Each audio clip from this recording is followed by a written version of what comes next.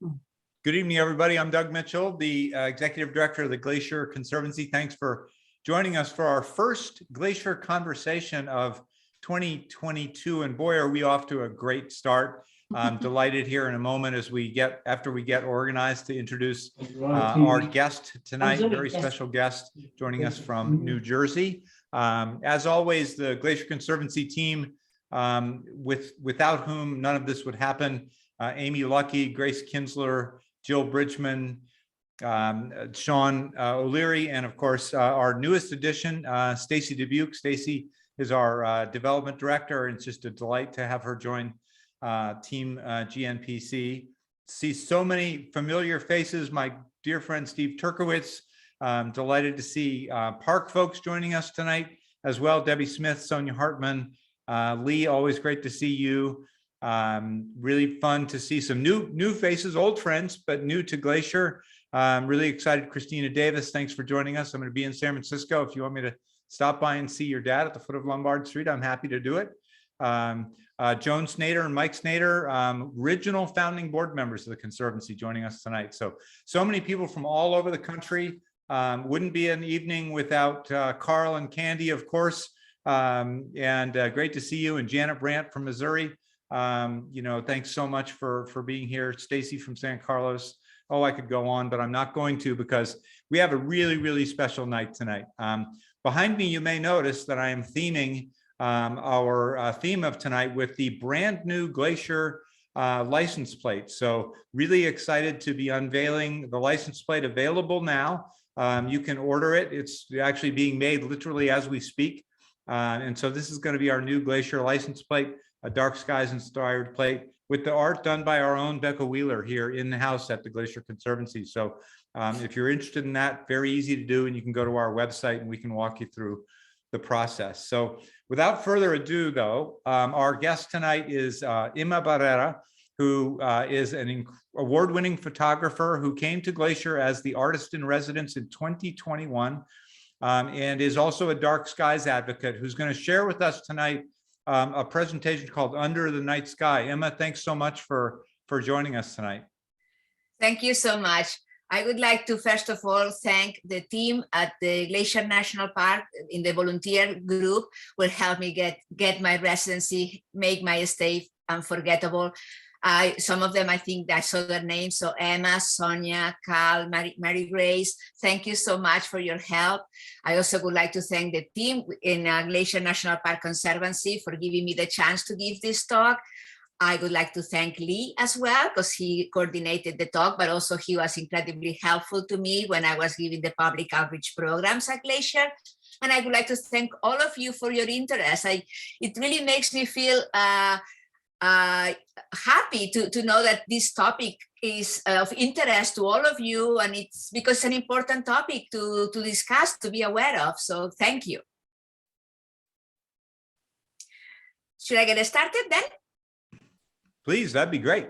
Okay, let me share my screen. Let me see. Okay, just give me a second, please. My cat just escaped the room where I had put him, and now he's biting my legs again. So, okay, let me share. Share. Okay, can everybody see the PowerPoint? Yes. Okay, good.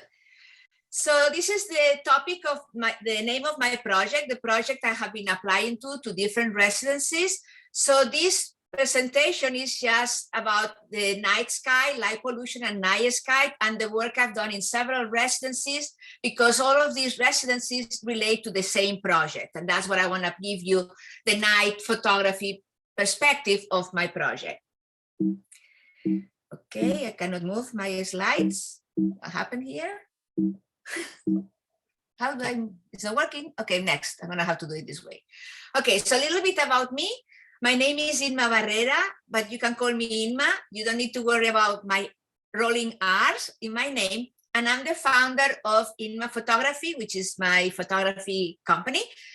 And this is my contact information, my website, my email. I'm also on Facebook and Instagram, like almost everybody these days. Spend more time there than what I would like, but that's the nature of artists. They have to be on social media so their work reaches out to people. Okay, let me do it this way. All right. So a little bit about me. I'm actually a biologist. I have a PhD in molecular biology, and for many years I did research, and I utilize photography as a tool for my research, taking pictures of cells, viruses, molecules under electron, optical, fluorescent microscopes. So my love for science has always been linked to my love for photography, for a way to look photography as a tool to look at science, to look at biology. Also, I'm an educator, both. I'm a college professor, an adjunct professor at where I teach microbiology. And I'm also teach basic photography classes or advanced photography classes through my company. So I do run workshops, like for this year, I have them mostly on the East Coast, just because it's more accessible to the people I work with. One is in Assateague, which is in Maryland-Virginia border. It is a national seashore and it has wild horses. It's a beautiful place. And then Acadia National Park, because it's within reason, is 8 hours drive from where we live. And then in the Adirondacks and other areas also in the East Coast. Okay, so that's a little bit about me. So I have to click this way. I have also published some books, and I want to give you a bit of background about the books. My first book, it was part of a project I was selected, which was a portfolio development program that was run by a photography retailer called B&H. And it was a small project. Then the ultimate goal was to have our images critique exhibited in New York City and then publish a book. And the topic I chose was to show people in the public, in the area, that you can actually see the Milky Way in New Jersey. Most people don't even think that it's actually visible, but it is. I mean, it's nothing like Acadia or Glacier or Capitol Reef or other parks, obviously, because the West Coast is not as polluted, light polluted, but still we can see it. So that was my first book, The Stars, the Moon, and the Sun in the New Jersey, New York area. And then as I started developing my second biggest project after my little project, I started then a series of books about my different residences. So my project is going to be a whole book published about Under the Night Sky. Each chapter is going to be a different park. And my selection criteria for applying to the different parks was to look at parks that would have extremely different habitats and ecosystems, so I could link it to the biological aspect of the night sky. So I have, you'll see the pictures, all these parks are very different. The habitats, the flora, the fauna are gonna be very different. But in addition to the big book for the night photography, I'm gonna have for each park, if I have enough material, and I do have for all the parks I've been to, a specific park book for each park. So right now I have published the one on Capitol Reef National Park. It's available on Amazon, the same as my first book on New Jersey, New York. And I'm working next on the one on Glacier. So that's going to be available about maybe in the middle of this year or so. I'm going to have everything ready with the text and everything, so then I can send it to publication. And then after Glacier will come Acadia and other parks. I can now disclose, because until now it was not in the public domain, but now it's known. I'm going to be in end of April, middle of May, almost a month, the astronomer in residence for the Grand Canyon National Park. So now I'm going to have the Grand Canyon in my book as well, which is great because also it's a very different ecosystem of all the other parks that I have. Okay, so this is about the books. Okay, so this is the agenda for today's talk. I'm going to talk briefly about the Under the Night Sky project, which I already introduced a little bit. I'm just going to go over in detail. And the project basically can be defined as trying to raise awareness in the general public about the disruption of light pollution in our environment. And doing that, the way to do it is just to document the night skies in different national parks, also highlighting all the effort that the parks have done in order to get the standard of dark sky by the International Dark Sky Association, because many parks have had to do a lot of work to adjust some of their light systems So that's my goal, just to raise awareness about light pollution and how we can do something about it. And then I'm going to give you an introduction of the Milky Way. That's going to be a little bit more scientific, a little bit more basic astronomy, because I'm going to tell you a little bit about the constellations and the stars, so how you find the Milky Way. And then I'm going to show the pictures of the 3 residents by chronological order, so nobody gets upset. Capitol Reef was my first, Acadia was my second, and Glacier was my last. And then if we have time, I can show you Joshua Tree, which is also part of the project. Joshua Tree is actually where the project was conceived. I went to Joshua Tree and just having finished my project about New York, New Jersey, and in Joshua Tree, I was thinking like, I should just go bigger, you know, and what else is the best place to document the night skies than national parks? Okay, so that's the agenda for today's talk. And now let me talk about light pollution, because after all, that's the main goal of my project. So when we think of light pollution, we sometimes get a bit not sure exactly what we mean with that. And it's simply the light that is performs no function. It's not that people are thinking, okay, we have too much light, now we need to go out and start using torches and candles. It's not that. We need to have light. When we walk on the street, especially I'm coming from New Jersey, I go to New York. Imagine if we would not have lights in New York when you walk in the cities. We need that light. But what we don't need is that light goes 360 degrees all over the place, because most of that light is wasted to the sky.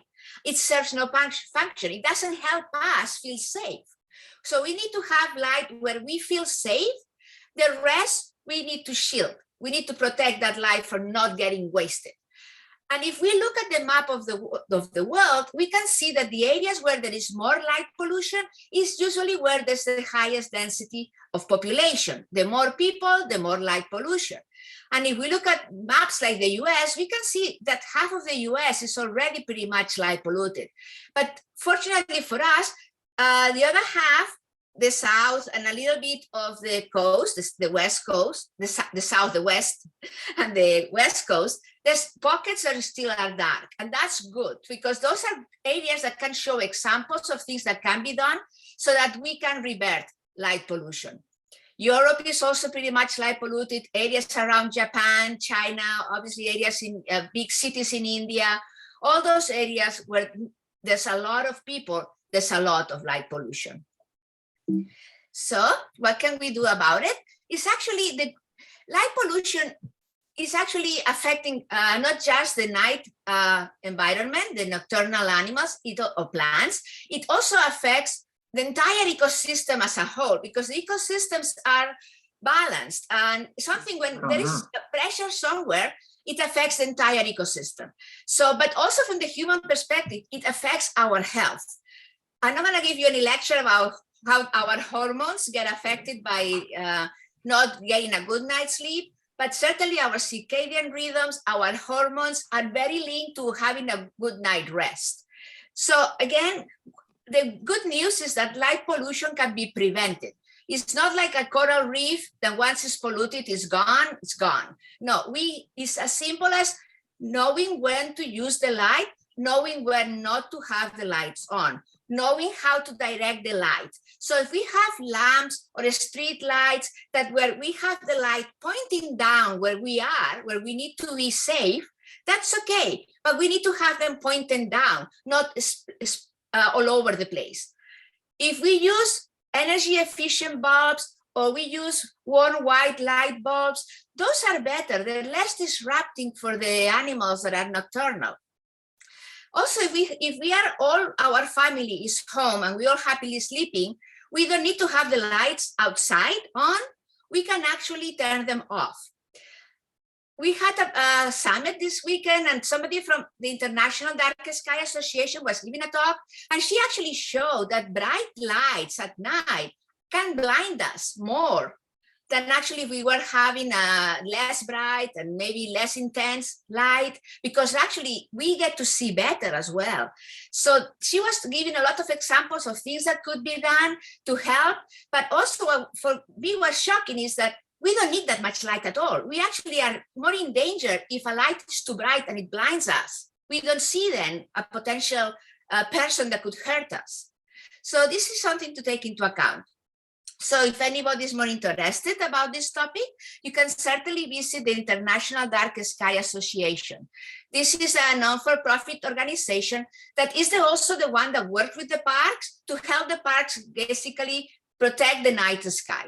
So this is the website of the International Dark Sky Association.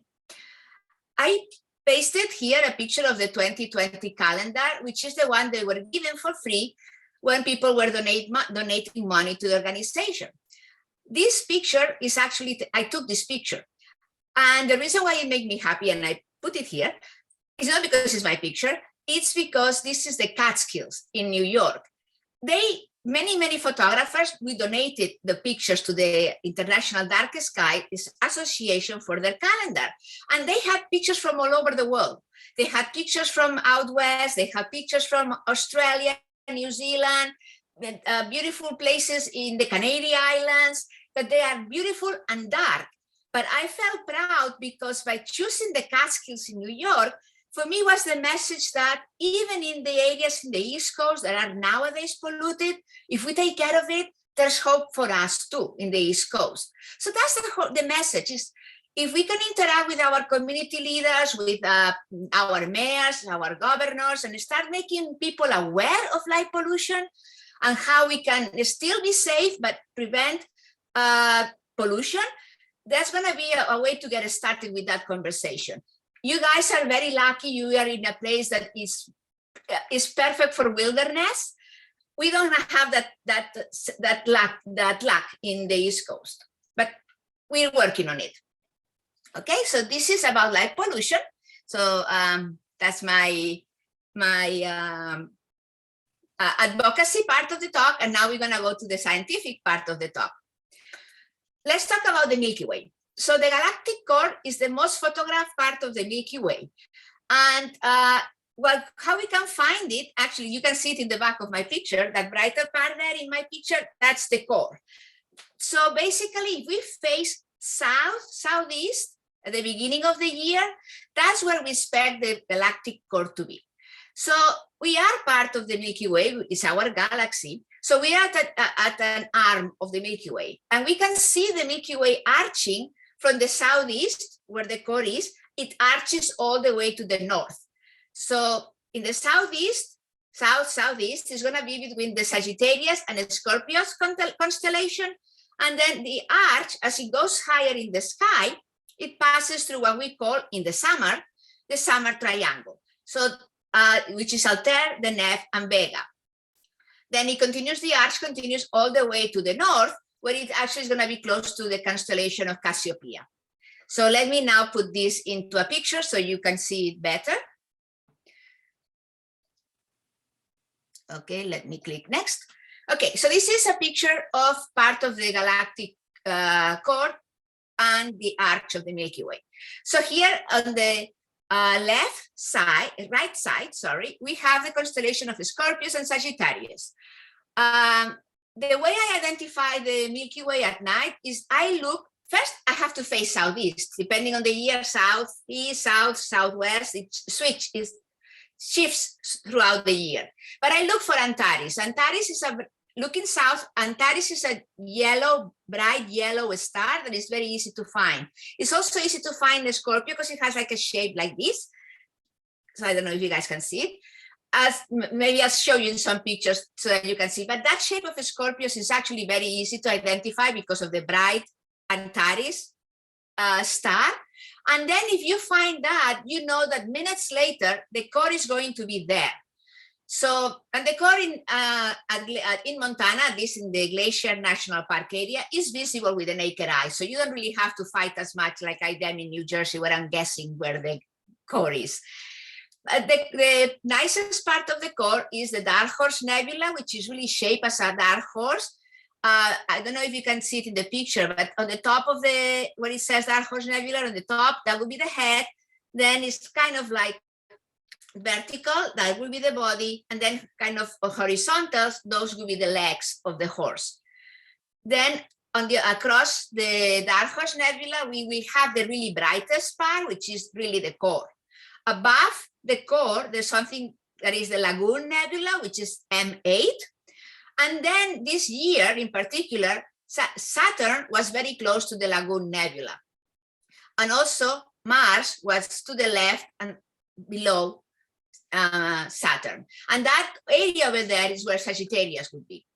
So as you continue with the arch of the Milky Way, we have an area that is darker in between, so kind of splits the Milky Way in two, and that's the Great Reef. And on the very top, in the summer, that arching galaxy passes through the summer triangle, which is, again, Vega, Deneb, and Altair.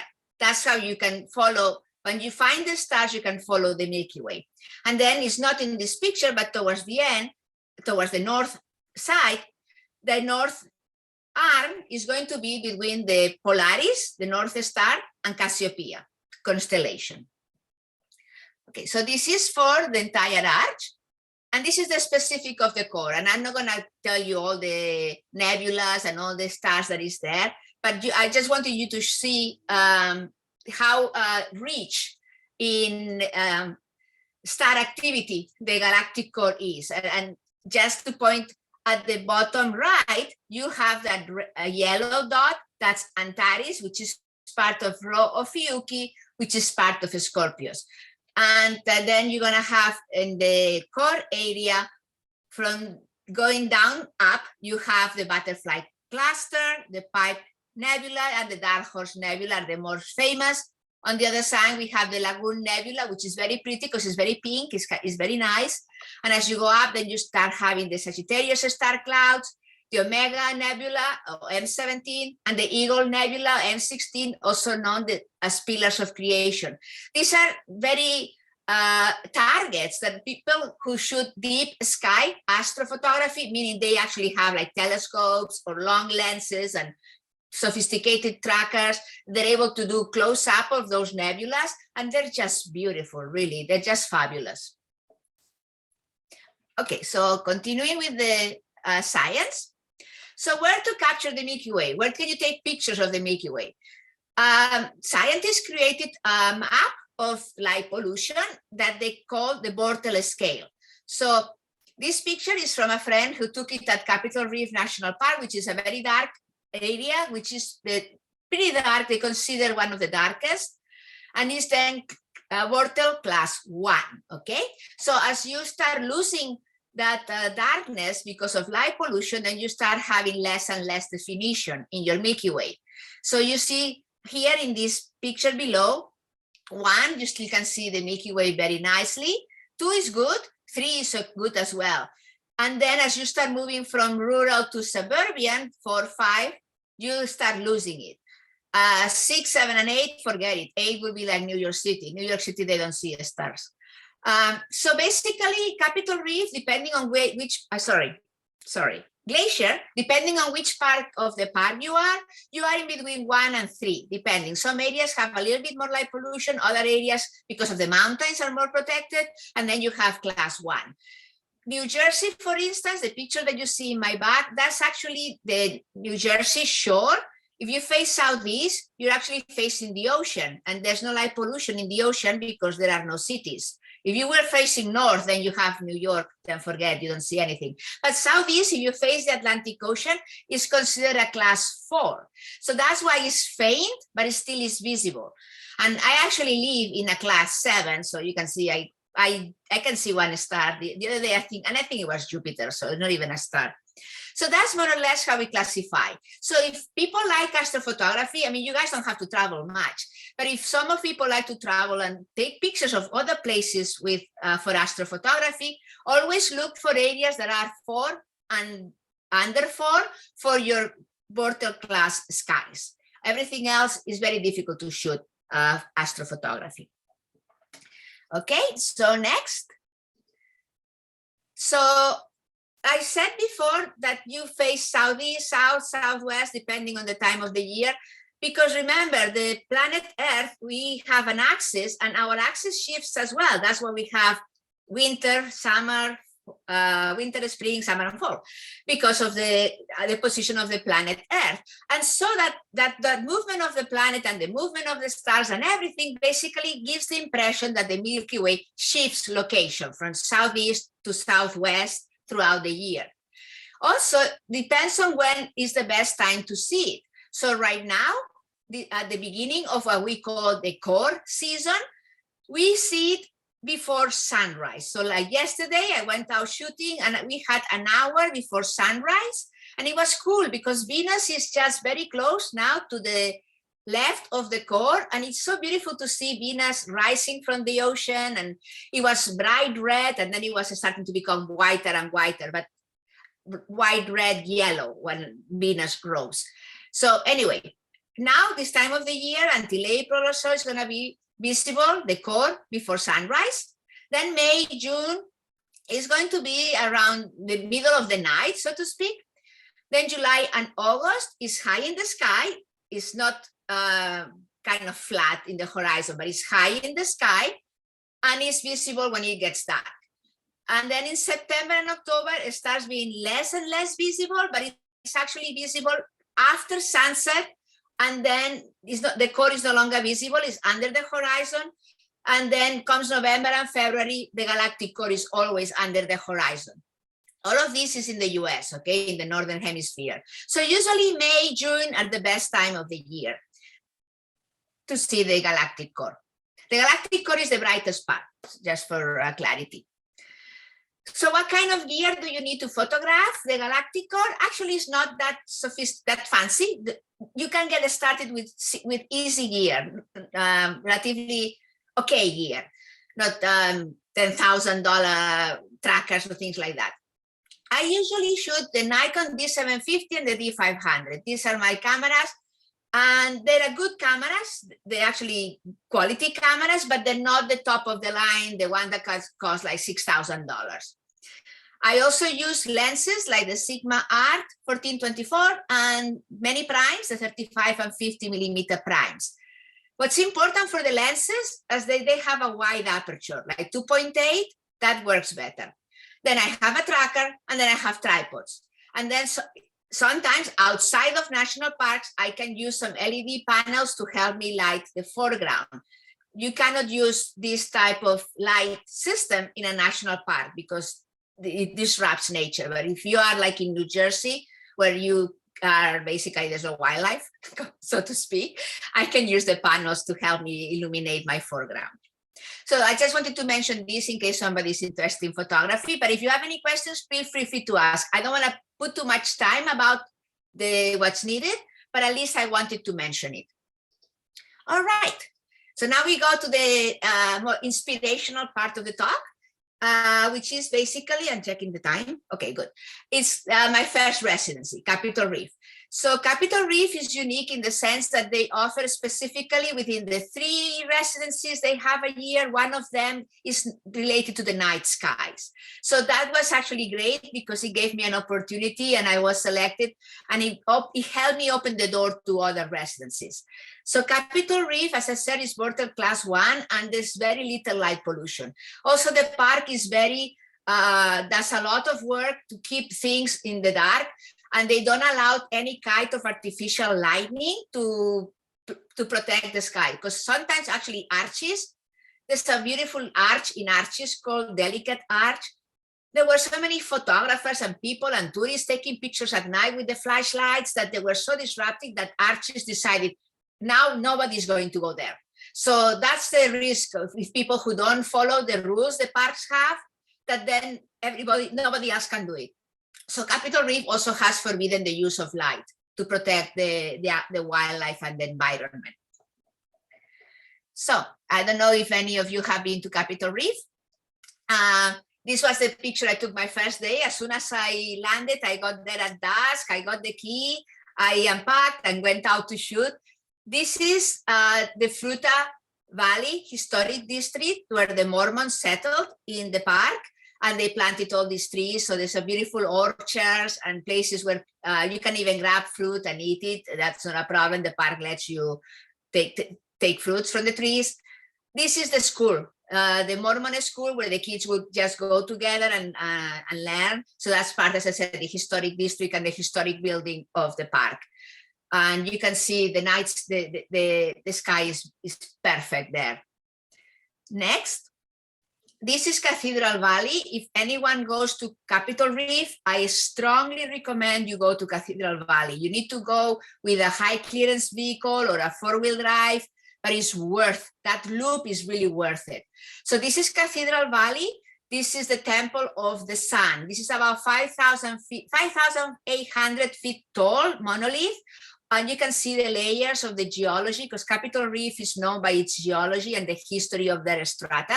So this is, as I said, about 5,800 feet tall, and you can see the layers of the different types of sandstone that these layers are. I'm not going to go into a geology class now, but I think you know what I mean. This is the Temple of the Moon. So if this was the Temple of the Sun, the one I just showed you, behind it is the Temple of the Moon, which is a little bit smaller, maybe like 5,500 feet. Still is impressive. And this is just really huge formations in the middle of this open area. And that's why it's called the Lower Cathedral Valley area. And you can see when I set my camera, I took the sky, and then I set up my camera to take something called star trails. I'll show you what it is. And the camera took all these pictures all the way till blue hour or twilight. And these images are a blend, because as I said, I cannot use artificial light. So they're blends, blend of the sky, a picture for the sky, a picture for the foreground, and blend together so you can see the details. Because if I shoot just the sky, everything else is pitch dark. So I need these two exposures. The camera cannot do it. So that helps to have a picture that was taken at night. I let the camera run without changing anything in the camera until the camera started shooting at twilight, and I would get the details of the formations. So star trails basically try to capture the movement of all the stars throughout a period of time. So if I shot for an hour and a half, that's what I get. This is Jupiter, this bright dot in the middle of the Dark Horse Nebula, that's Jupiter. And all the distance that Jupiter went from the dot all the way till almost touching the tip of the Temple of the Moon, that's the distance Jupiter traveled in an hour and a half. And that's Jupiter, but all the other stars travel as well, because basically the Earth rotates. So this is how you capture the Earth rotation with the star trails. And as I said, I started shooting the Milky Way at night for an hour and a half until it was twilight. And that's the composition of that picture. Now we have moved to the main part of the park. And this is an iconic structure within Capitol Reef. This is Chimney Rock. And Utah Highway State 24 goes along this area. So there's a lot of cars driving by, which helped a little bit to light paint their the structures, because the cars had their lights on. So you can see here, again, the strata of the different layers. And this looks like a chimney, and as I said, it's an iconic rock formation within the park. This is also very close to Highway 24. You can actually see the bridge, because under this bridge, there's the Fremont River.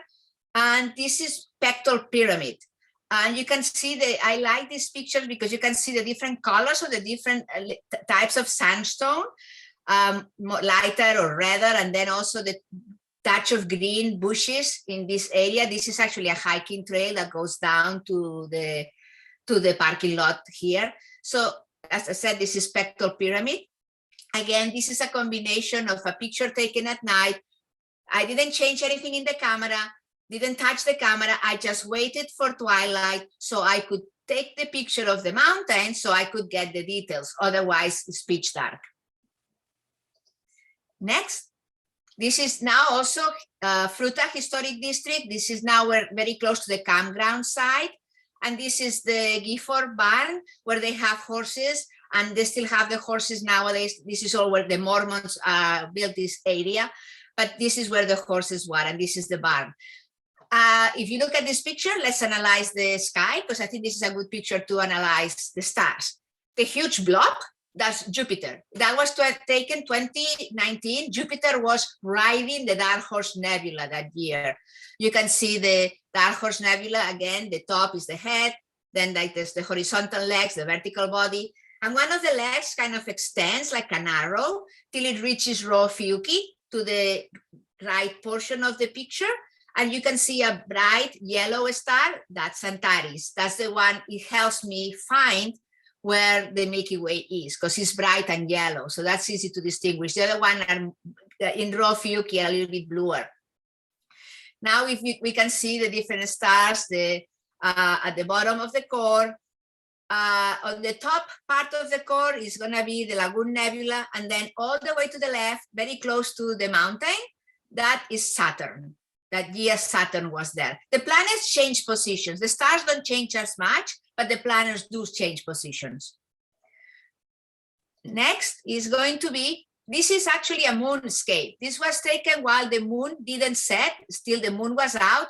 That's why you have moonlight, and that's why you have shadows. So these are simple, single exposure shots. These are not blends. This is just one picture, another picture, another picture, another picture, all stitched together forming a panel. And because it's a moonscape, you see the Milky Way is a little bit faint as compared to the other pictures, but still you can see it because in places where the sky is really dark, even if the moon is out and it's not really full moon, but maybe a quarter of a moon or something, or even less than a quarter of a moon, there's enough light to see the foreground, but you still don't have too much light to completely wash away the Milky Way. So this is taken very close to the visitor center in Capitol Reef, and this is the entire area of the Fruta Valley with the orchards are. This is outside the park, some big monoliths. This is a 2-lane road, and you can see I have pulled the car in the parking area here. And if you continue down this road, you eventually hit a dirt road, which takes you to the back country of Capitol Reef. Again, you can see the blob of Jupiter right in the Dark Horse Nebula, and close to these monoliths, you can see Saturn. This is what I also call the star trails, basically, and this is usually one way to post-process the star trails that is more traditional. In the middle, all the stars are rotating around the North Star. The North Star is very close to the north axis, and that's why it really doesn't rotate, because it's more the Earth rotating, so the axis doesn't really rotate as much. So this is basically the Castle Rock Formation, the Fremont River, and the Cottonwood trees that are along the river shores. As I said, this is one type of post-processing, but this is actually similar, but a little bit fancier, more artistic, but I like it because it's more like moody type of post-process. Some people like the first style, some people prefer the second style. So why don't I just run a poll, and if you want to tell me which one you like, Star Trails #1 or Star Trails #2, it helps me to know what people like. It's just curiosity. Let me know if you are inclined to share your opinion. And I'm getting my count out of the way. Oops, sorry, I clicked the wrong one. And this is a similar technique of post-processing, where basically all the stars are rotating in a smoother way around the North Star. If I actually were to capture this for 24 hours, which obviously I can't because the sun goes out, but imagine that we could have a full dark day for 24 hours, that's what we will see. The stars will have rotated all the entire circle, because it's a 24-hour circle. That's what it takes the Earth to rotate. So, but we know it's not possible to capture. So this effect that I have here is trying to mimic that feeling of the rotation of 24 hours. Now we move into Acadia, which was my 2020 postponed to 2021. And this is an area where actually you can see Acadia has this, my cat, has these cliffs, very pronounced cliffs with these evergreen trees. Is beautiful. This is obviously the Atlantic Ocean.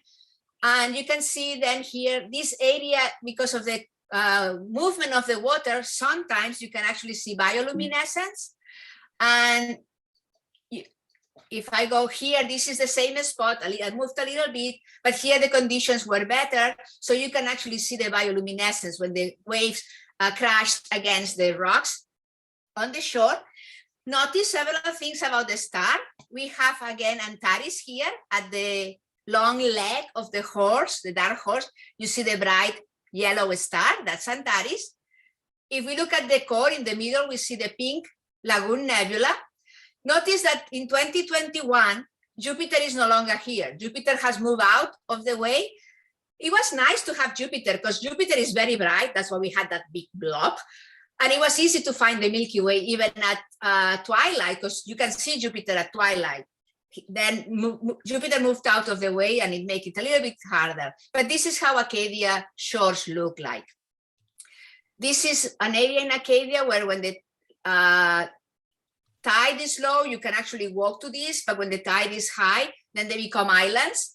And this shot took me like 3 days to get, just because I needed to have no clouds, which I never get, no clouds, no wind, no nothing, high tide, so I could get the reflection. And my cat is so sorry about my cat. He just wants to be fed. But again, this is some of the islands of Acadia. And again, another shore part of Acadia. That's how the beaches tend to be, a little bit rocky. So that gives you a sense of how they look like.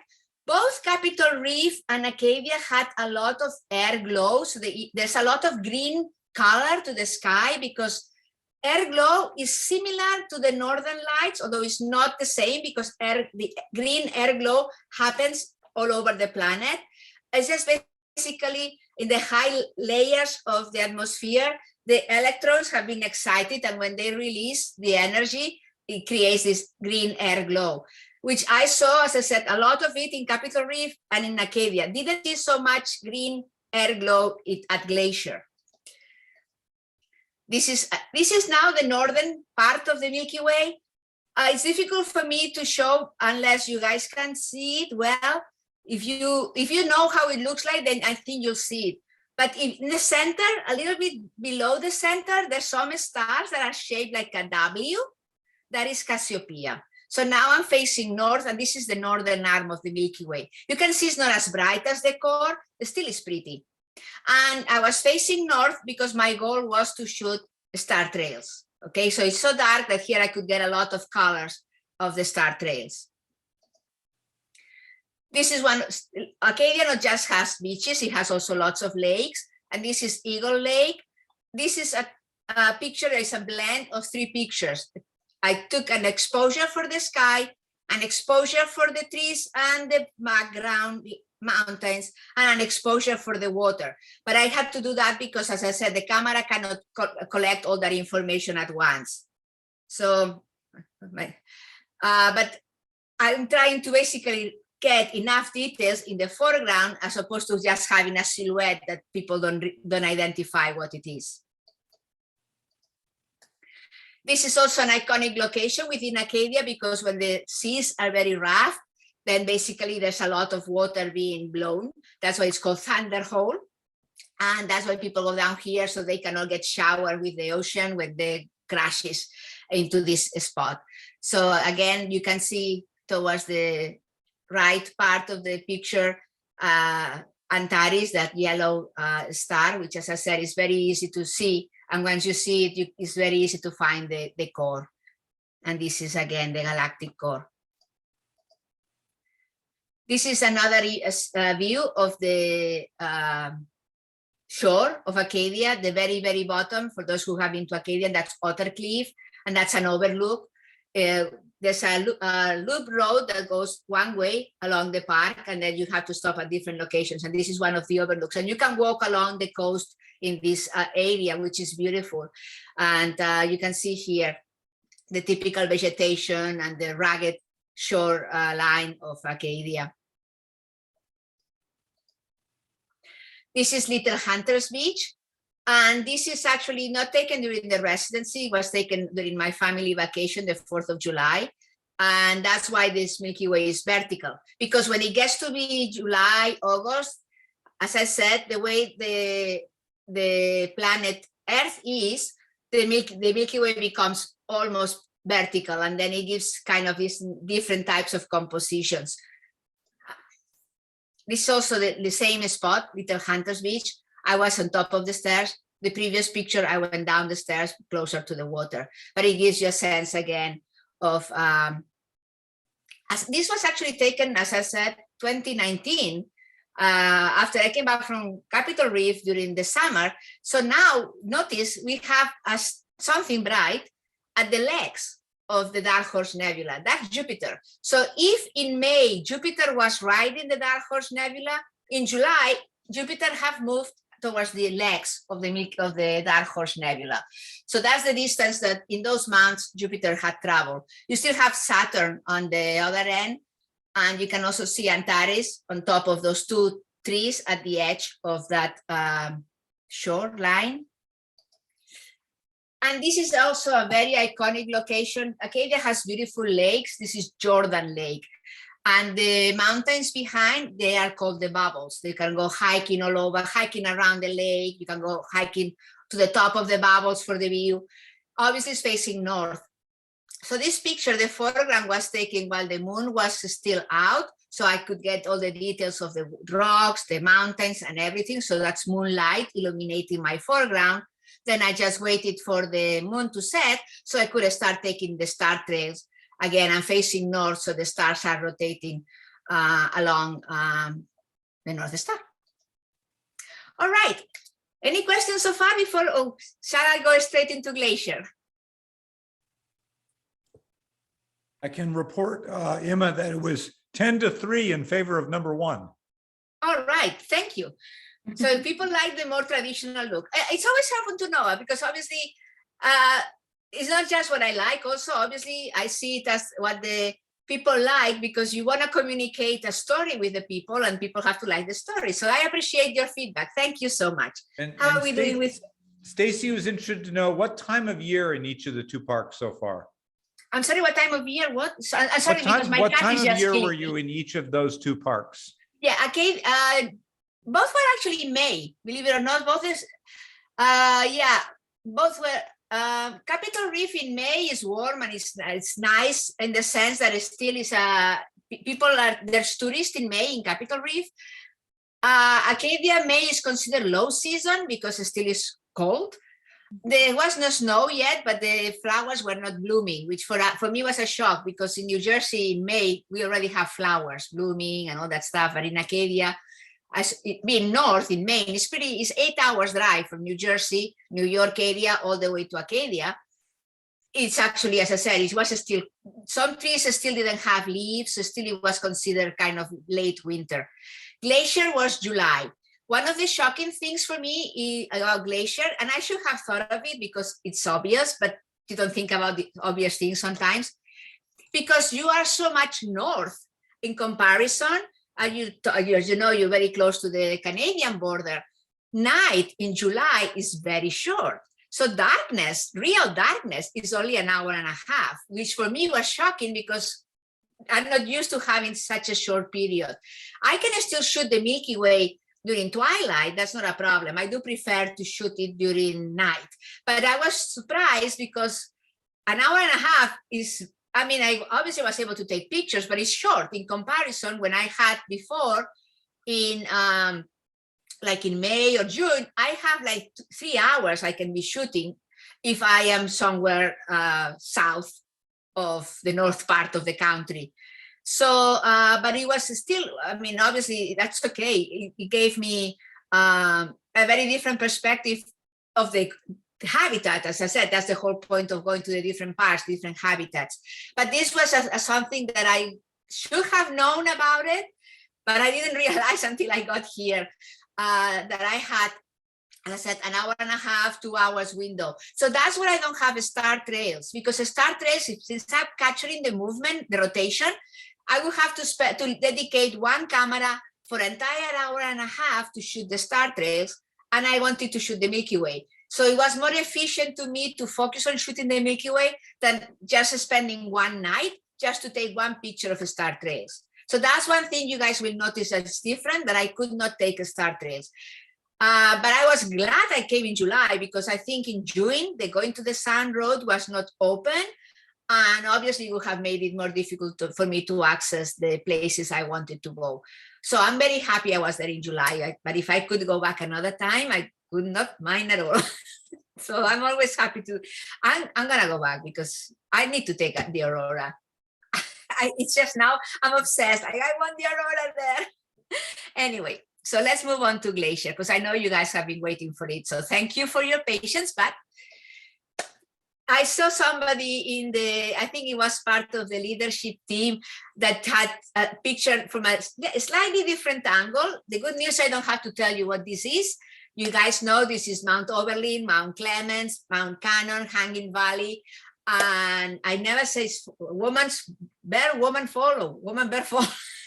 But I know it's that long fall, waterfall there. So, you know, this is from an overlook taken from the Going to the Sun road. When I was shooting by myself, I tried to play it safe, although of course the park, the volunteers, they all trained me to handle with the grizzlies. I had the radio, I had everything to make me feel extremely safe.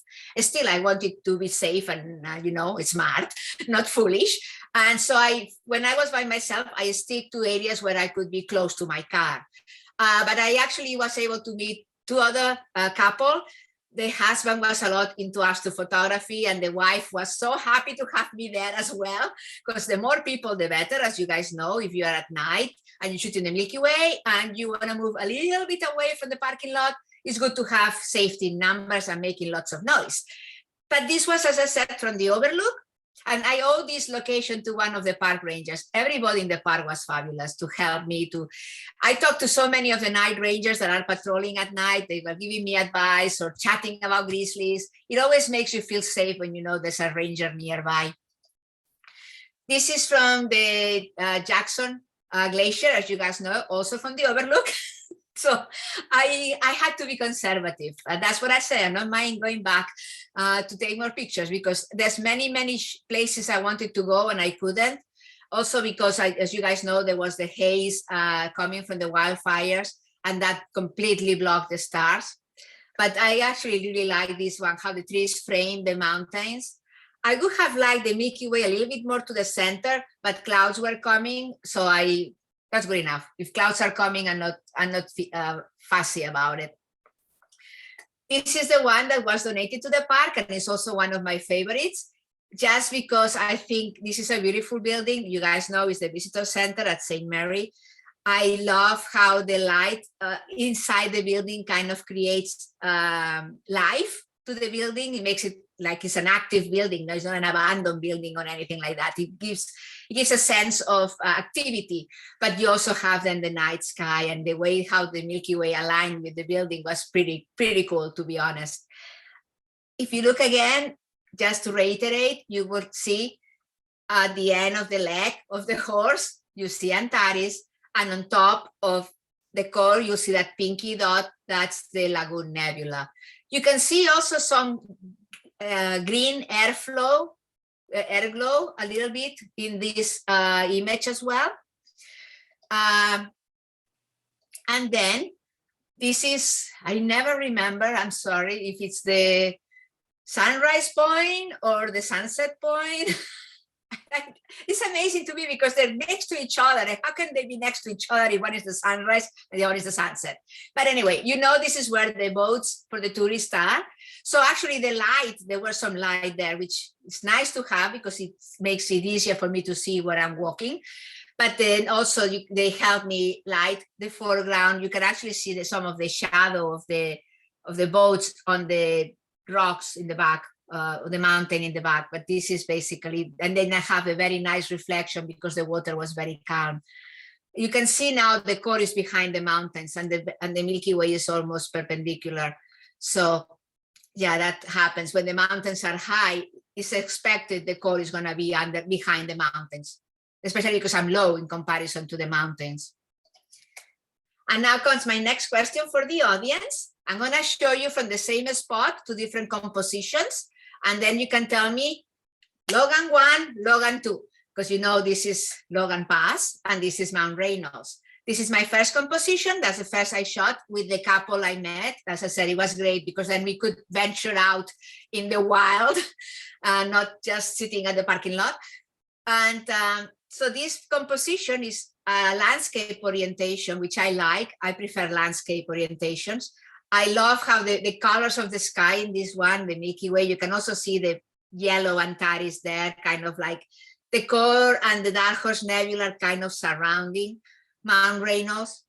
And this is the second composition, which is basically different, although I'm not that far away. But here I have now the little yellow flowers, and the Milky Way has shifted while I'm shooting and I'm moving, has moved. And now there's like, it's erupting, like if it's a volcano. And I somehow like that. It's just a portrait orientation. So I'm torn between these two because they're different, although they're the same. Just like this is one of those Glacier's most beautiful Logan picture, just vote, something like that, taken from me, of course. There's more beautiful pictures than not just mine. But between my Logan 1 and my Logan 2, let me know which one you like better, because I want to print one of these for my living room and I cannot decide which one. So so help me out. We're getting a lot of votes for one, Emma. A few twos in there too, but I think the majority is skewing toward one. All right. That's interesting because for me, that one looks like the stars are coming out of Mount Reynolds, which is the reason why I like this one. But I can see the landscape orientation helps. Mm-hmm. Okay, let's go to the next one. Again, we were very venturous, safety numbers. And you guys know this is Hidden Lake.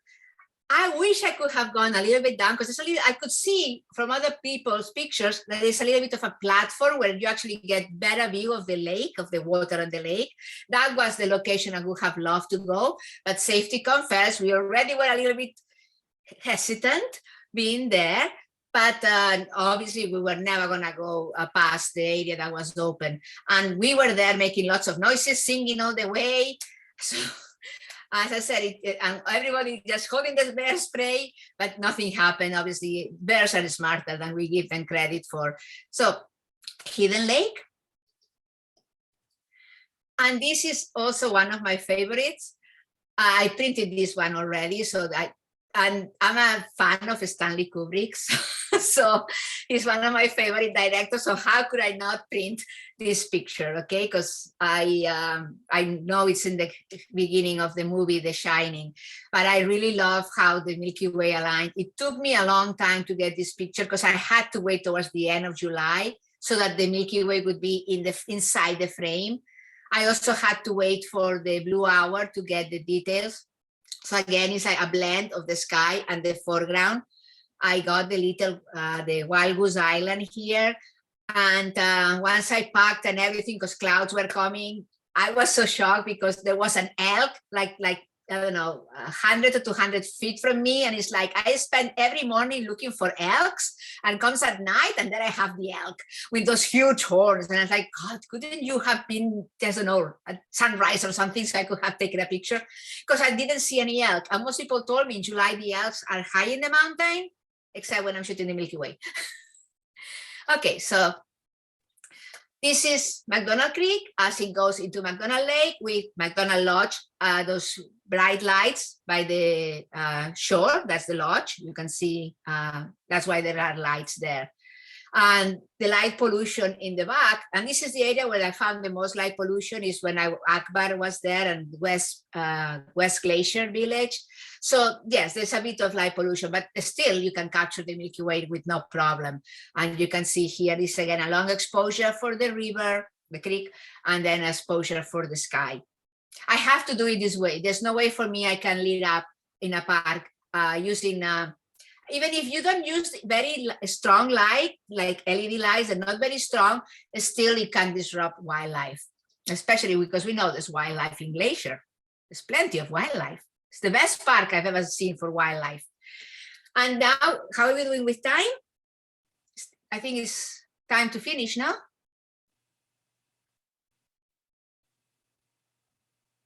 Yeah, I think that's a great way to finish on Glacier. And I've just put out a little piece. We generally stop on the half hour, but we have such a special guest.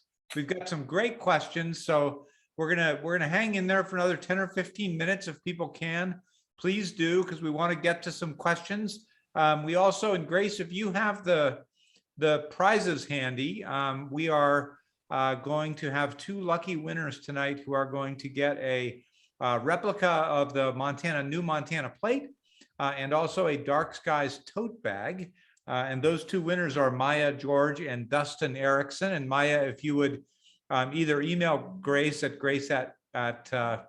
glacier.org, or just I chat her in the chat with your address, that'd be super handy. So congratulations. And Imma, I think I was not alone in both leaning way forward to look at the pictures more closely and saying, oh my gosh, a lot of times.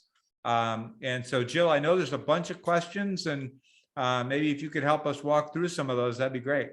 Yeah, I apologize for taking a little bit longer. I wanted to go faster. I was checking my time, but this thing wasn't, the feed wasn't turning on, so I apologize. You did great, and all that with a cat scratching and biting your leg. I mean, I'm impressed. Yeah, no, I think we could all stay here all night, Imma. This has been such a treat. Thank you for just sharing your knowledge and gear. I'm such a gearhead, so I loved learning about the gear you use and some of your techniques, and I'm sure others did too. We did have one good question. Do you ever have expectations for your photos? Like, do you do a lot of planning beforehand, or do you just kind of trust your process and go with whatever kind of comes from the experience? Imma, before you answer, if you could unshare your screen, not that Joshua Tree isn't great, but we don't care about Joshua Tree. Okay, let me unshare, sorry. No, okay. Good. So yeah, people can always go to my Instagram or my Facebook. They can see the pictures there on my website. I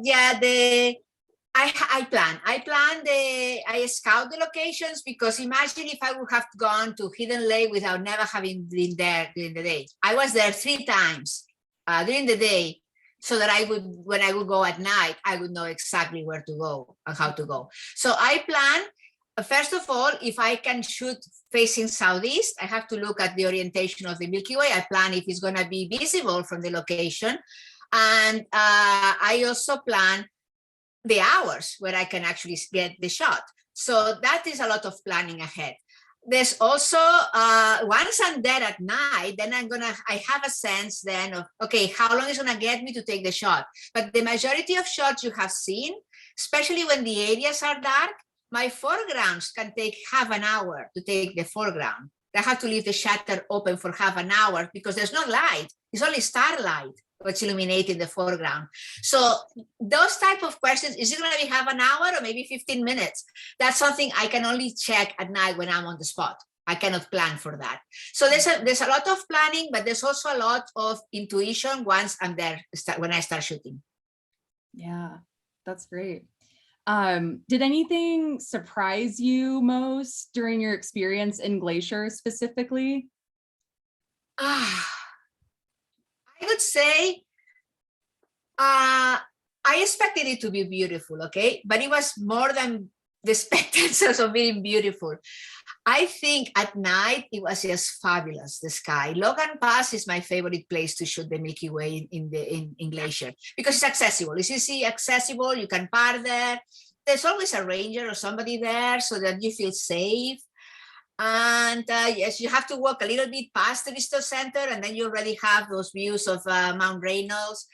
So I think at night is where it, for me, was the better part of the day to be at Glacier. And then one thing I wasn't expecting is how the wildlife. It's the park I've been to that has the most wildlife ever. I mean, the only place maybe was Teddy Roosevelt, because they have so much buffaloes in Teddy Roosevelt. But Glacier, as far as variety of wildlife, I mean, yeah, nowhere has been like, I have more pictures of wildlife than I have of landscape, and that's not usual. So yes, beautiful. Yeah, you mentioned the elk in your story earlier. We had a couple questions. Did you have any other wildlife encounters during your photo sessions? Yeah, I think we had this conversation with Emma and Sonia. I think I saw porcupine, which I believe they were kind of not common nowadays. But I couldn't report it because I couldn't take a picture, because I was set up to take long exposures, not to take wildlife pictures at night, which is more difficult. But I think that was kind of like, what animal is that? Because it's not small, it's big. And it was like, okay. So I didn't have any dangerous encounter like a grizzly while hiking, nothing like that. I was looking for the grizzlies, to be honest, within safety, but nothing close enough for me to be afraid of. But no, as I said, the grizzlies, I had a black bear coming to visit me at the cabin. Lots of the goats, what are those called? The longhorn, rams, all that. I mean, yes, it's just like everywhere, this wildlife. Yeah, that's awesome. And I'm going to put your website in the chat because some folks are just following up about where they can see more of your work, if you have some of those wildlife photos or just other photos of glaciers. So I just put that in the chat to Emma's site for anyone asking. Wow, I see 71 comments. Wow, people are good. I'm coming to Montana. Yeah, we also I'm not sure if you know, Emma, but we had a couple questions about the Bortle scale in other parks. Two that came up in the chat specifically were Big Bend in Texas and Yellowstone. Do you know, would those be pretty similar to Glacier, like a 1 or a 2?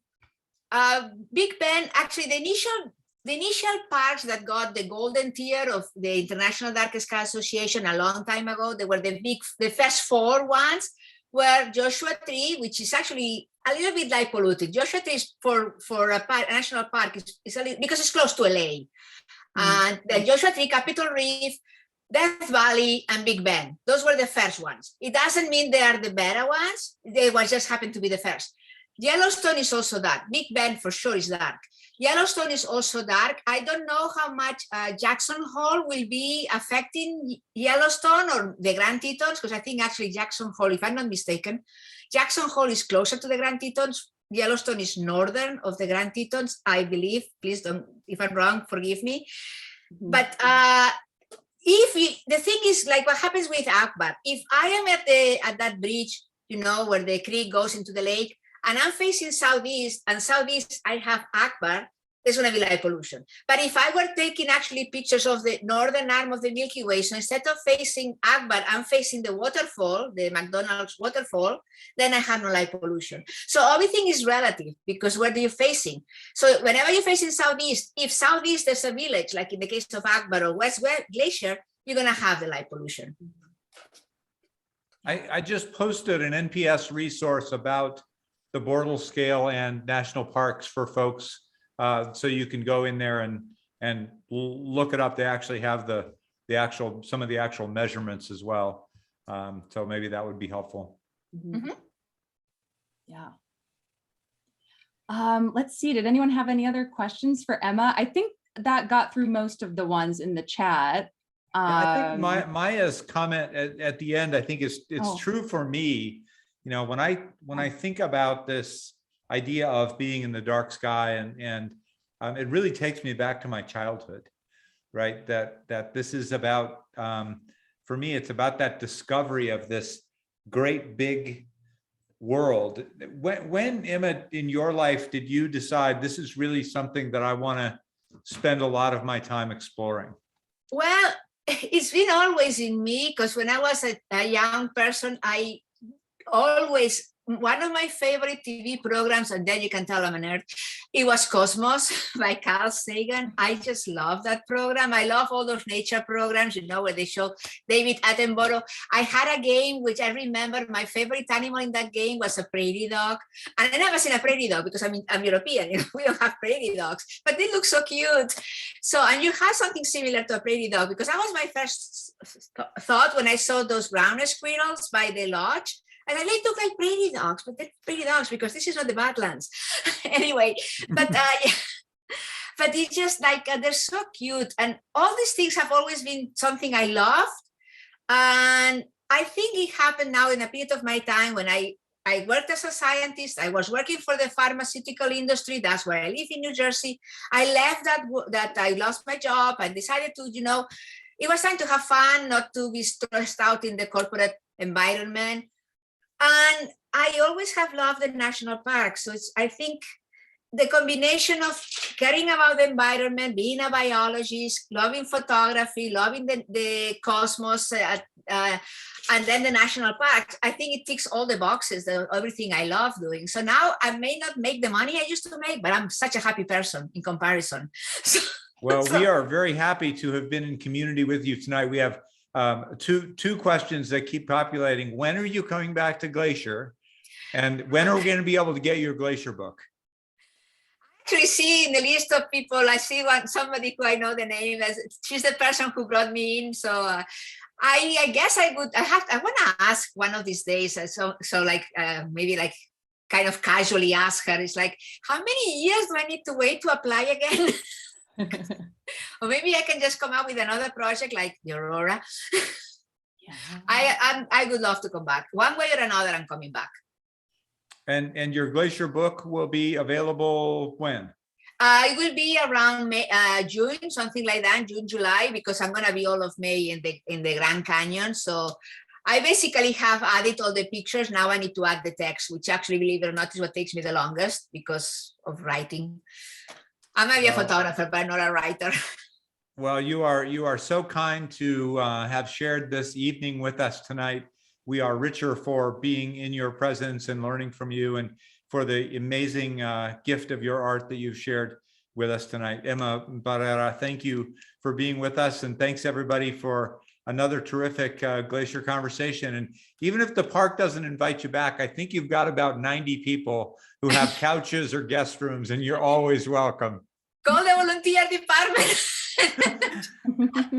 Thank you so much for giving me the chance. Thank you so much for your interest, and I hope you have enjoyed it. You have learned something, and you have been inspired to, if you like photography, to go out and shoot at night. Thank you. I think Jill is probably not going to sleep tonight. So, well, again, Imma, thank you so much for your gift and sharing it with us. Thanks to the Glacier community for another wonderful evening together. And I hope you all be safe, and we'll look forward to seeing you soon. Good night, everybody. Thank you. Thank you and good night. Thank you, Imma. Bye. Thanks, everyone. Thanks so much, Imma. So I think, Sean, if you want to hit the record.